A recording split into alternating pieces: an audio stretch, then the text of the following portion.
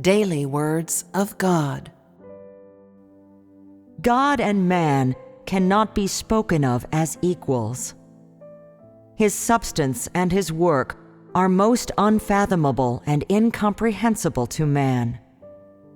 If God does not personally do his work and speak his words in the world of man, then man would never be able to understand the will of God. And so, even those who have devoted their entire life to God would be incapable of gaining his approval. Without God's work, no matter how good man's doing, it will count for nothing, for the thoughts of God shall always be higher than the thoughts of man, and the wisdom of God is unfathomable to man. And so I say that those who have seen through God and his work are ineffectual. They are all arrogant and ignorant. Man should not define the work of God. Moreover, man cannot define the work of God. In the eyes of God, man is smaller than an ant. So how can man fathom God's work? Those who are constantly saying, God does not work in this or that way, or God is like this or that, are they not all arrogant? We should all know that people who are of the flesh have all been corrupted by Satan. It is their nature to oppose God, and they are not on a parity with God, much less can they offer counsel for the work of God.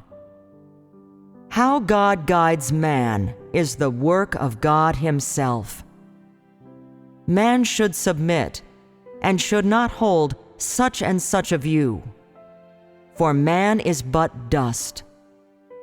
Since we try to seek God, we should not superimpose our conceptions on the work of God for God's consideration. Least of all, should we employ our corrupt disposition to deliberately try to oppose the work of God. Would that not make us antichrists? How could such people say that they believe in God? Since we believe that there is a God, and since we wish to satisfy him and to see him, we should seek the way of truth, and should look for a way to be compatible with God. We should not stand in stiff-necked opposition to God. What good could come of such actions? Today, God has new work. You may not accept these words. They may feel odd to you.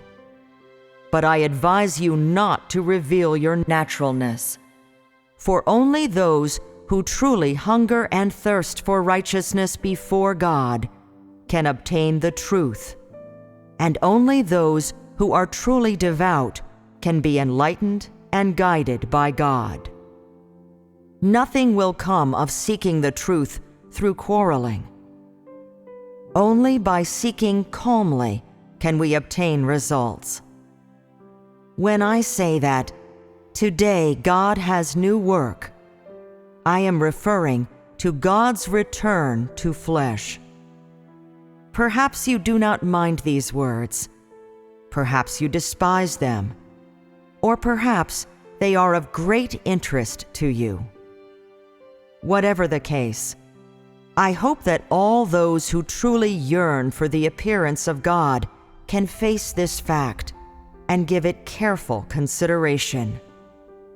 It is best not to jump to conclusions.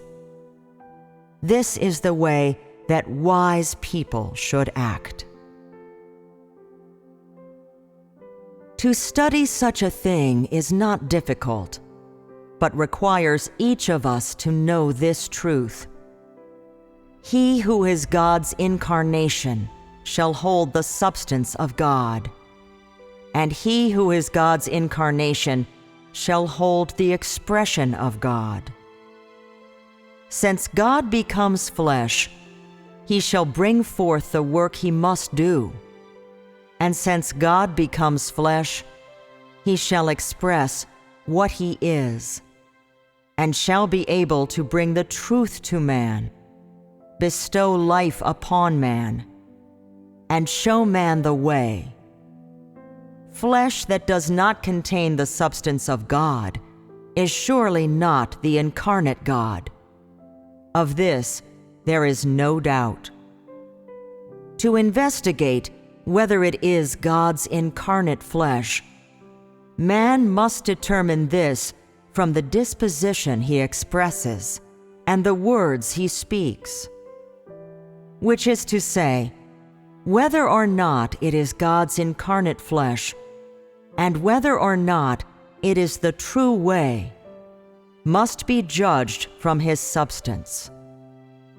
And so, in determining whether it is the flesh of God incarnate, the key is to pay attention to his substance, his work, his words, his disposition, and many more, rather than external appearance.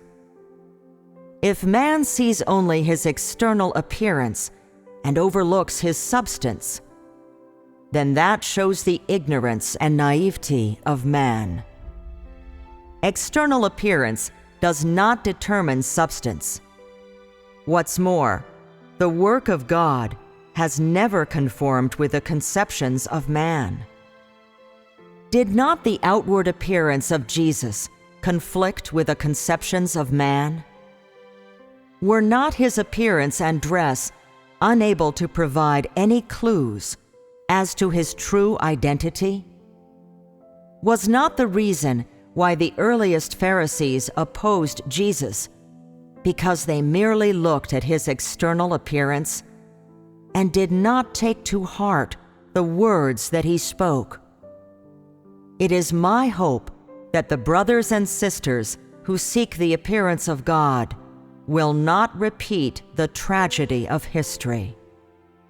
You must not become the Pharisees of modern times and nail God to the cross again. You should carefully consider how to welcome the return of God, and should have a clear mind of how to be someone who submits to the truth. This is the responsibility of everyone who is waiting for Jesus to return with the clouds. We should rub our spiritual eyes and not fall prey to the words full of flights of fancy. We should think about the practical work of God and should take a look at the real side of God. Do not get carried away or lose yourselves in daydreams, always looking forward to the day that the Lord Jesus suddenly descends among you on a cloud to take you who have never known him or seen him and do not know how to do his will. It is better to think upon practical matters.